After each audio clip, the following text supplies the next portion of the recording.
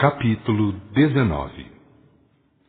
O espírito passa por 3 fases distintas durante o processo autocristificador. A fase de embrião, quando vive por conta dos automatismos inconscientes e dos instintos. A fase intermediária, que vai dos instintos até a fase de consciência individual precária, quando faz das superstições, das idolatrias, dos enigmas, dogmas, mistérios e panaceias ritualistas o seu programa de conduta espiritual. E a fase de superação da mediocridade, quando começa a compreender que o Pai Divino é Espírito e Verdade, e que ele, o Filho, a isso deve chegar. Enigmas, mistérios e dogmas são as armas dos infantes que se presumem adultos muito bem desenvolvidos. Sem aparências enfáticas, nada conseguem ser e fazer, porque essa é a fase dos rótulos e das petulâncias. Em todos os séculos anteriores a Jesus e depois da corrupção romana da excelsa doutrina do caminho, as panaceias simuladoras, os rótulos de variada ordem, tomaram conta do mercado das atividades ditas religiosas. Os cenáculos iniciáticos, de portas muito fechadas ao povo, sabiam que só a moral e o amor vividos eram os cultos inteiramente edificantes antes do Cristo. E mesmo eles, depois foram cedendo ao mundanismo, aos engodos e paramentos exteriores, perdendo a força da moral e do amor praticados.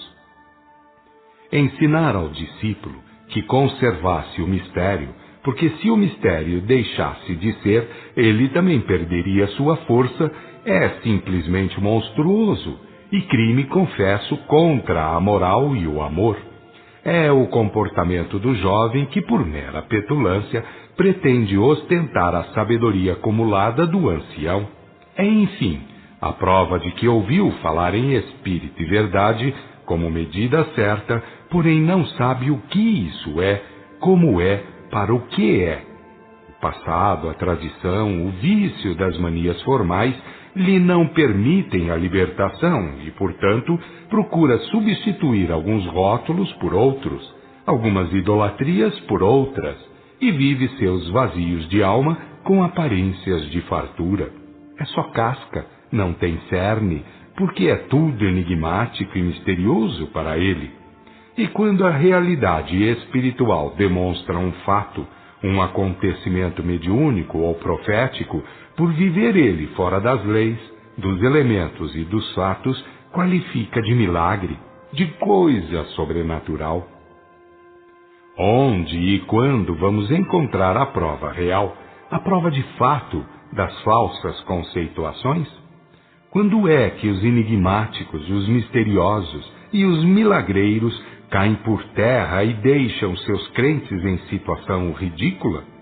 Essa prova surge da morte física e do comparecimento no mundo espiritual, porque as figuras de fachada por aqui não valem como medidas edificantes.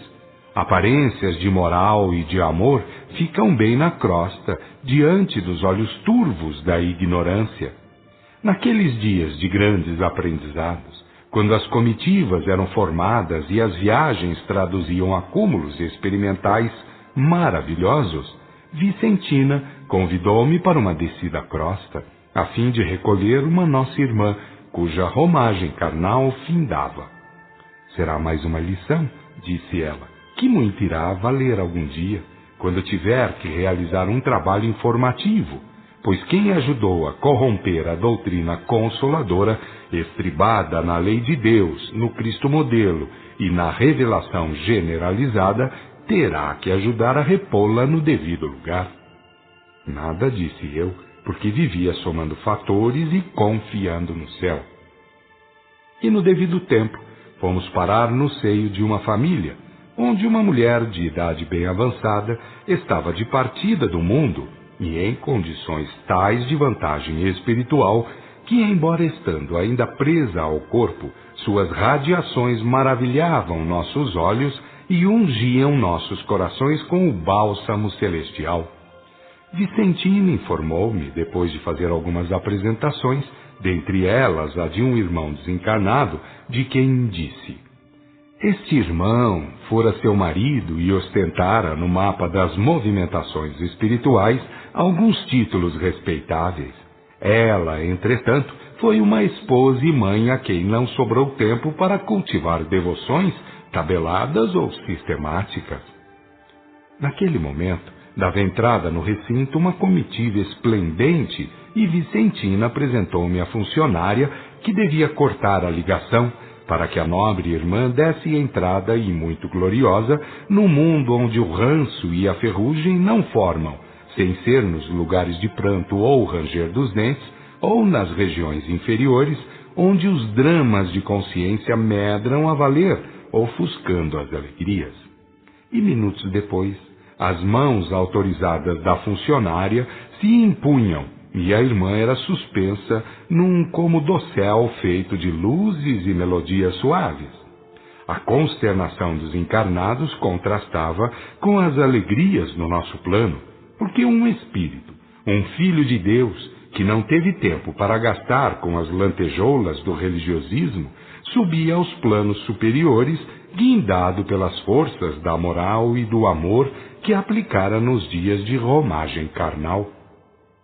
Venha ver, convidou-me Vicentina, e fomos ver a farta biblioteca do esposo, daquele espírito que, frente à esposa, parecia uma vela diante do sol, tal a disparidade vibratória.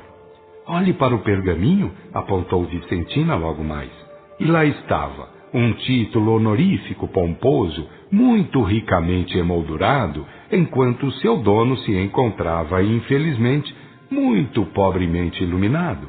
Bem se via que entre o olho divino que dá segundo as obras e o olho humano que recomenda e encarece as aparências, a diferença é muito grande. Pois é, fez minha irmã olhando bem para mim. Pois é o quê? Perguntei sequioso de sua opinião simples e direta. Jesus, o divino molde, não trocou todos os rótulos pelo simples dar dignos frutos pelo exemplo? Calei-me, porque um sentimento profundo me impôs derramar 2 lágrimas. Está disposto a observar, convidou ela, mais uma demonstração de como as coisas se passam de modo diferente entre os visos de Deus e os visos humanos? Refeito, respondi que muito tinha para agradecer a Deus e que muito mais ainda tinha vontade de agradecer pelos ensinos que com profundo respeito receberia. Dito isso, minha irmã comentou: lembre-se de que nós vemos de fora da carne para dentro dela, e que os encarnados muito mal vêm de dentro para fora da carne. Lembre-se de que a encarnação é limitação imposta, para que o espírito prove, pelo emprego do seu livre-arbítrio, que é capaz de vencer e galgar melhores postos na hierarquia espiritual. Mas, ponderei, tendo encarnado por instrumentos de uso a lei de Deus, a modelagem do Cristo e a revelação generalizada, com suas advertências, ilustrações e consolações, ora, Vicentina, isso tudo é quase o céu aberto ao dispor de um encarnado inteligente e honesto. Sim, retorquiu ela, para quem assim entender, mas o que fez você, um homem culto, depois de conhecer o Espiritismo, a doutrina do caminho restaurada? Para mim, respondi, fui uma vítima do comodismo religiosista e do juramento à Igreja Romana. Por que, meu irmão, não compreendeu que a verdade, o amor e a virtude representam mais do que comodismos e juramentos para com tabelinhas inventadas por homens? Talvez o passado, a imposição do karma, fui dizendo. Ela me interrompeu para afirmar. Vamos compreender, Bento, que passados e karmas envolvem a todos os filhos de Deus, ainda em processo evolutivo, e que todas as medidas de precaução podem falhar, desde que orgulho, ciúmes e vaidades fiquem de fora. E como tudo nos é fácil observar e entender por aqui, contando com as oportunidades que o Pai Divino nos concede, Vamos tratar de aprender o quanto possível para dar os melhores exemplos. Quanto ao mais, como tenho observado, cada um que volta da viagem carnal é alguém que teve de enfrentar seus testes e que nem sempre passou bem por eles, o que constitui responsabilidade própria em face do que mereceu ou deixou de merecer, com vistas ao grau crístico, pois o problema do espírito é ser cristificado, e não apenas ser cristão. Eis aí, disse eu, uma verdade que todos deveriam compreender de uma vez para sempre, não apenas ser cristão, mas sim atingir a cristificação. Uma vez compreendido que Jesus foi apresentado pelo emanador como divino molde, o dever de cada qual é procurar a imitação, não através de panaceias litúrgicas ou discursozinhos histéricos, e sim através de obras. Sim, Jesus mandou dar dignos frutos pelo exemplo, e o capítulo final do Apocalipse resume toda a moral de todas as Bíblias, já transmitidas à humanidade. Mas você ainda terá muito para ver, a fim de compreender o quanto é difícil ao espírito vencer o orgulho, o ciúme e a vaidade, pelo fato de fracassar na luta contra o famigerado egoísmo. Fez um sinal, convidando-me a segui-la, e volitamos até outra cidade terrena, bem para dentro de uma casa espírita, onde se movimentavam muitíssimos irmãos encarnados e desencarnados. Lembre-se bem, advertiu ela, de duas verdades básicas. Uma, que estamos no seio da excelsa doutrina do caminho, reposta no lugar, com as pessoas tendo, por isso mesmo, assumido mais responsabilidade. Duas, que cumpre não confundir a doutrina com as pessoas, pois enquanto a doutrina deriva de Deus, a conduta humana deriva dos seres humanos, cada qual com seu grau evolutivo e seus altos e baixos. Muito bem, respondi. Então, retomou ela a conversa, vá observando as pessoas em particular, mas faça-o com o máximo de sua capacidade de penetração para ver além da carne, indo até o histórico da pessoa que está gravado, sempre na própria pessoa. Apelei para o máximo de minhas possibilidades e observei que o todo se foi dividindo, cada qual se revelando na intimidade, distinguindo maravilhosamente a personalidade construída através do processo evolutivo. E todo o humano ali exposto tornou-se uma exposição de características kármicas individuais, revelando as diferenças evolutivas, as tendências e tudo o mais, até os mínimos detalhes. E então, perguntou minha irmã depois de um bom tempo, é maravilhoso, mas quanta porcaria ainda temos conosco? Minha irmã sorriu, satisfeita, para repetir, quanta porcaria ainda lastreamos, não é verdade? Sim, minha querida irmã, ainda estamos longe do grau crístico. Tornou a sorrir, apontou a todos e perguntou de novo. Entretanto, observe, todos para lá estão marchando, uns mais adiantados, outros mais atrasados, mas a chegada é o grau crístico. Reparei que o mundo espiritual descia, que o ambiente se enchia de multidões de irmãos destes lados, porém carecidos de amparo, mal ajambrados, aleijados e sofridos de variada ordem, vinham trazidos pelos trabalhadores de diferentes postos de socorro, que os colocavam em seus devidos lugares, tudo obedecendo a uma celestial disciplina. Está na hora de começar a sessão de passes e irradiações, a mais preciosa para nós, os que trabalhamos juntos aos desencarnados desajustados de variada ordem. É por isso que os comandados de Maria os trazem, desprezaram o sagrado banco escolar, que é a encarnação, e por isso voltam para junto dos encarnados e com eles aprendem e curam-se. É uma lição de Deus que ensina através de fatos. Encantado com a perspectiva de rever a mãe querida, esqueci de tudo, e Vicentina, olhando-me com ternura, falou-me que ela viria pois onde se encontram os necessitados de amparo e os que realmente querem ajudar os seus irmãos sofridos de diferentes males, ali estão a vontade de Deus, o Cristo modelo e todos os trabalhadores do bem. O presidente fez soar a campainha e anunciou que era chegada a hora dos passes individuais, o que motivou grande deslocamento de irmãos de ambos os lados. Cada médium passista foi para o seu lugar e atrás dele foi ter um servidor deste plano. As pessoas sentavam, recebiam um jorro de elementos fluido-eletromagnéticos e tornavam ao seu lugar na assistência. Quando todos haviam recebido a imposição de mãos, conforme as práticas ensinadas por Jesus, o presidente leu e comentou um trecho do Evangelho por uns 20 minutos, se a tanto chegou. E com isso, o ambiente psíquico subiu muito no teor vibratório. Foi então que o presidente anunciou o trabalho médico do mundo espiritual, lembrando a personalidade de Bezerra de Menezes, a última encarnação do apóstolo médico que fora Lucas, no comando dos mesmos serviços médicos. E o trabalho foi de portentosos efeitos perispiritais.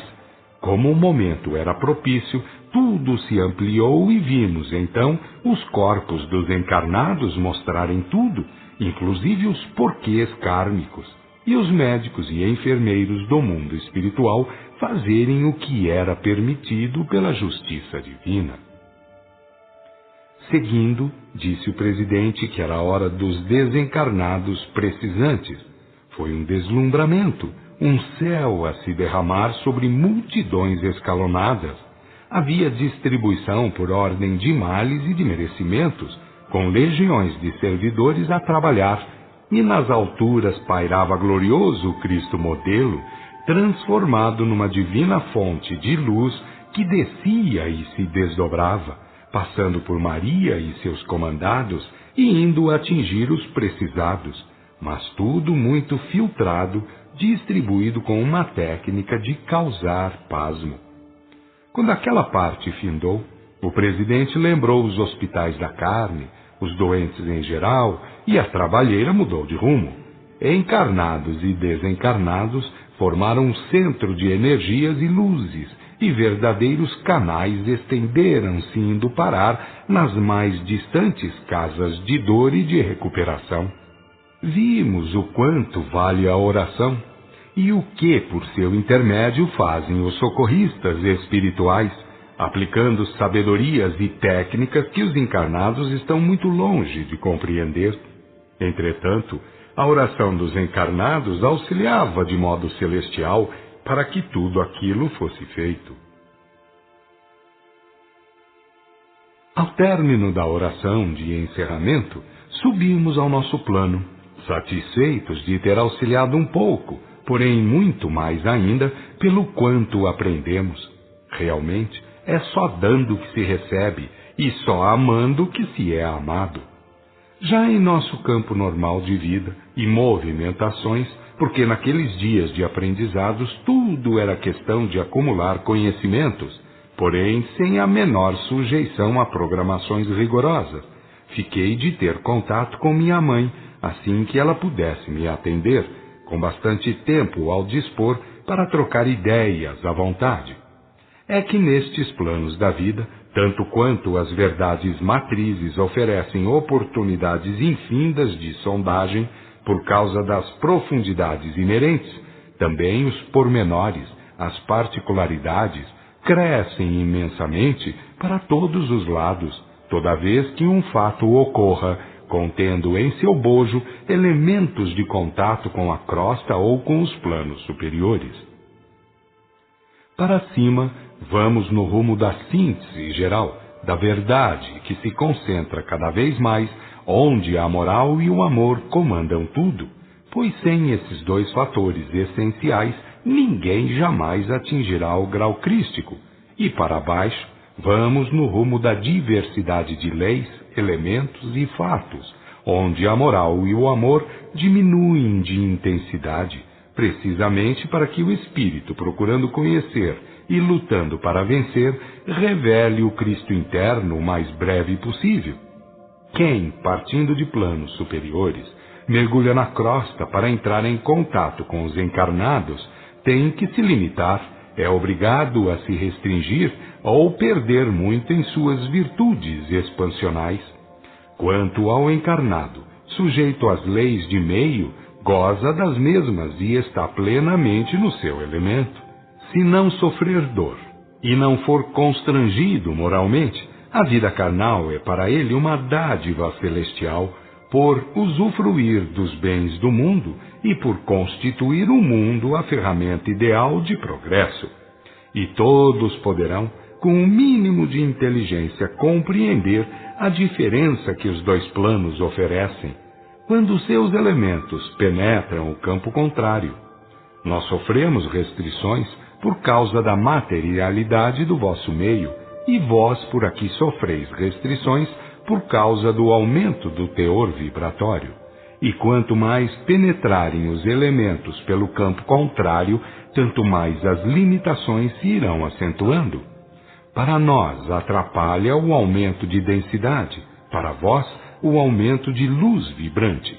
Por exemplo, na hora em que o presidente pediu para os encarnados presentes o jorro de luz divina que partia do Cristo, pois ele era a fonte divina, ou quem filtrava o que Deus mandava aos necessitados, vimos que, atravessando Maria e suas legiões imediatas, passava por outras escamas ou ordens vibratórias, e descia sobre os encarnados como luz divina materializada, diminuída, ofuscada e com bem acentuadas diferenças de indivíduo para indivíduo. O mesmo ocorreu quando as atenções se voltaram para as legiões de espíritos sofredores, pois os escalões estavam distintamente dispostos e cada um recebeu o jorro de luz divina de modo diferente, ou segundo como seus perispíritos podiam assimilar.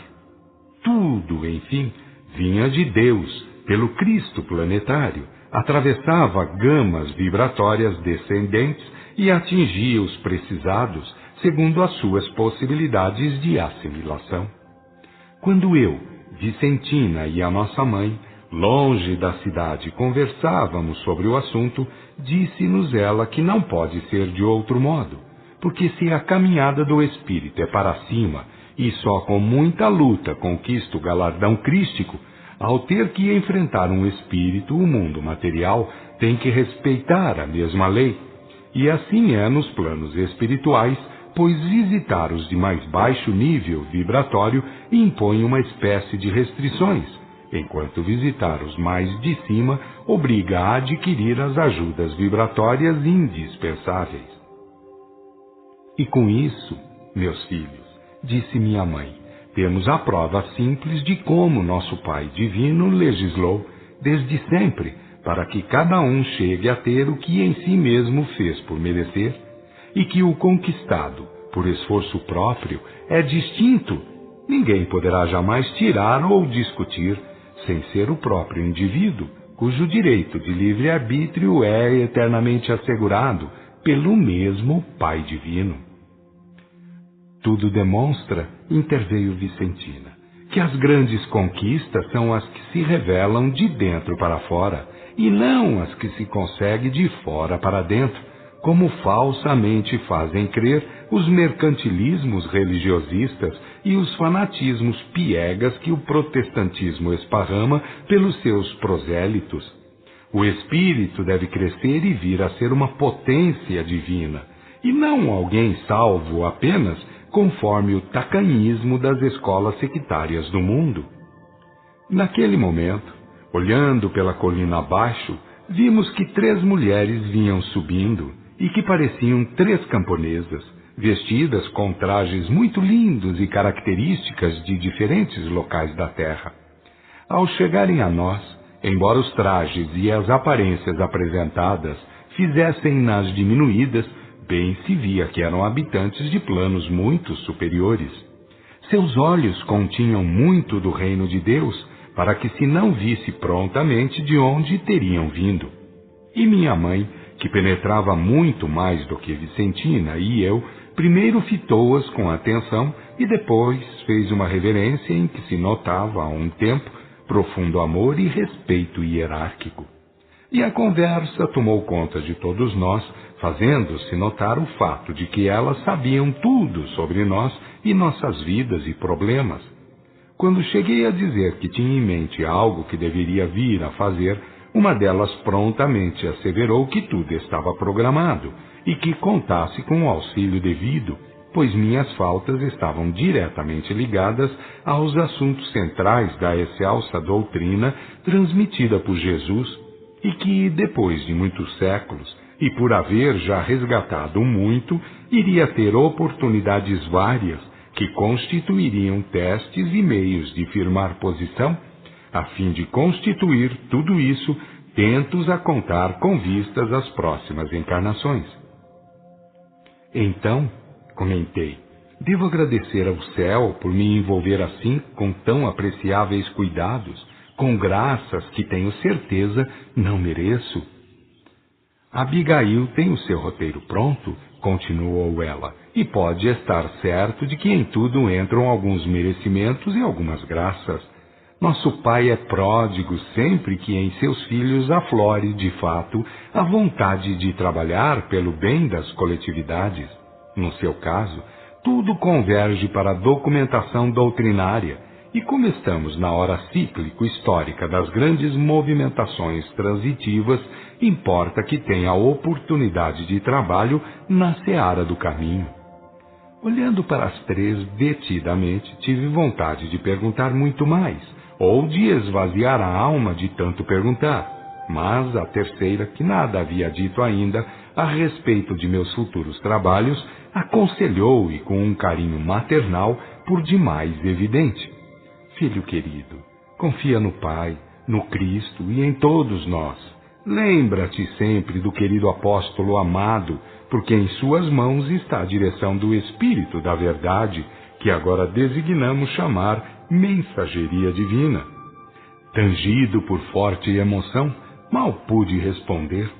Eu sei o quanto merecem confiança, eu desconfio é de mim. É um bom sinal, aduziu ela, pois quem não cuida bem da autocrítica é capaz de cometer erros tremendos. Entretanto, se procurar sempre estar embasado na lei, no Cristo e no cultivo sadio da revelação, tudo terá em mãos para sair bem. Aquela em cujos olhos havia mais céu, ou que revelava mais elevação, envolveu minha mãe pela cintura com o braço direito e convidou. Vamos para o seu gabinete de trabalho, que devo entregar-lhe um recado. Minha mãe beijou-lhe a face linda e murmurou, Senhora eleita, seja sempre como tu quiseres.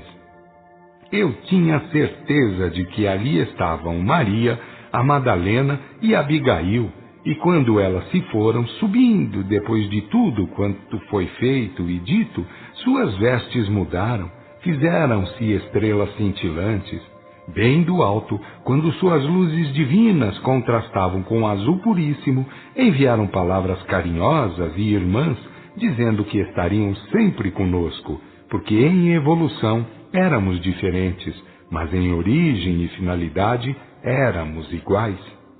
E o programa foi cumprido em parte e em parte será ainda, porque em breve estarei na carne, cumprindo uma tarefa que, com a ajuda dos maiorais da espiritualidade, saindo vitorioso, muito significará para mim. Cada um de nós é um Cristo em elaboração, é uma consciência em processo de expansão divinal, e para bem se servir, importa que sirva os seus irmãos. Quem ajuda a cristificação dos irmãos, a si mesmo se ajuda no mesmo sentido. E quem prejudica o processo de cristificação de seus irmãos, a si mesmo se prejudica. Parem de dizer que Jesus disse isto e mais aquilo e vivam a moral e o amor que Jesus viveu durante o seu processo evolutivo, até chegar a ser o que é, porque divino molde o é e deve ser igualado por evolução. Nunca, porém, exaltado através de ritualismos e de discursozinhos piegas.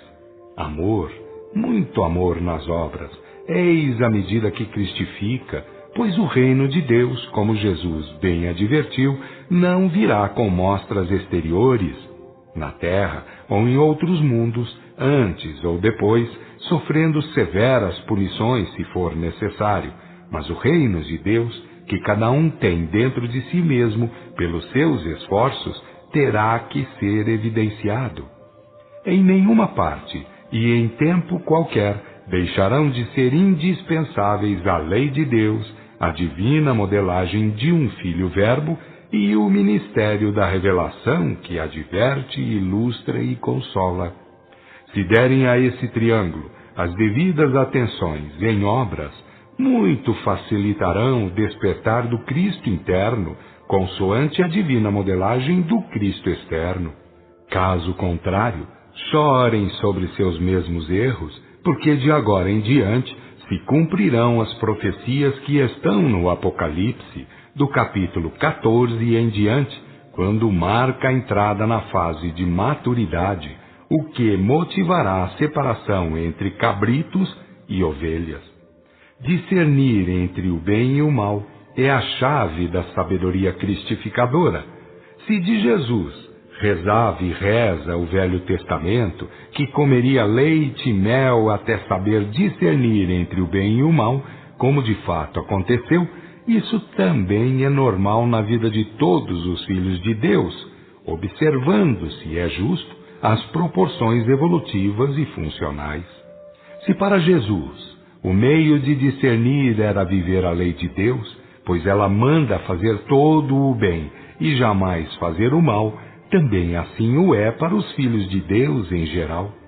O espírito da tese está na sentença vivida, não apenas falada, por Jesus, aquela que manda não fazer a outrem o que não gostaríamos que nos fizessem.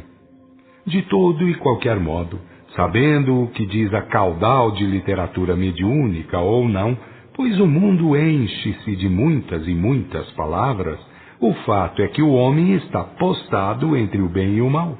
É obrigado a viver lutando, e ninguém veio jamais para lhe tirar a responsabilidade das obras praticadas, nem virá.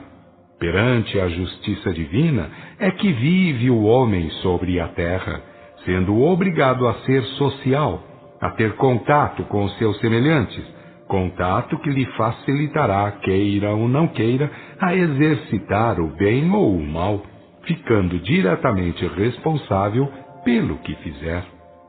O excesso de palavrórios, escritos e falados, por certo, avassala a humanidade. Milhares contam-se, como bem vemos por todas as partes, que procuram mensagens e mais mensagens para se encherem apenas de literaturas superficiais, porque nenhuma mensagem em tempo algum e em mundo qualquer vem a ser maior do que a lei de Deus e a divina modelagem do Cristo planetário. A lei representa a vontade de Deus e o Cristo modelo representa o caminho a seguir. A revelação é um instrumento que lembra e confirma as duas testemunhas, além de fazer compreender os pormenores da lei e do Cristo.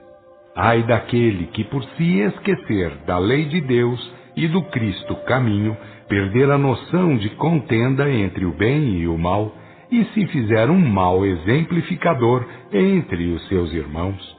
Porque a justiça divina jamais aceitará pretextos religiosistas ou sectários como medidas desculposas. Aí, no mundo, podem pensar segundo as escravizações religiosistas, mas aqui tudo se passa de modo totalmente diferente. Quem não amou em obras, acima de preconceitos humanos quaisquer, terá que sofrer nos lugares de pranto e ranger dos dentes, até resgatar o último ceitil, para depois continuar a caminhada em busca da verdade, do amor e da virtude. A lei de Deus e o Cristo ensinam. A justiça divina obriga a respeitar, através de fatos, no espaço e no tempo. A revelação generalizada por Jesus, corrompida pela Roma pagã e restaurada pelo profeta Elias, com o nome de Espiritismo, nada mais faz do que advertir, ilustrar e consolar. Portanto, aos sôfregos buscadores de mensagens superficiais, dizemos que se voltem para dentro de si mesmos, onde está o reino de Deus, que não virá com mostras exteriores, e à custa de viver de modo decente, procurem despertá-lo, porque sem ser assim, jamais o terão.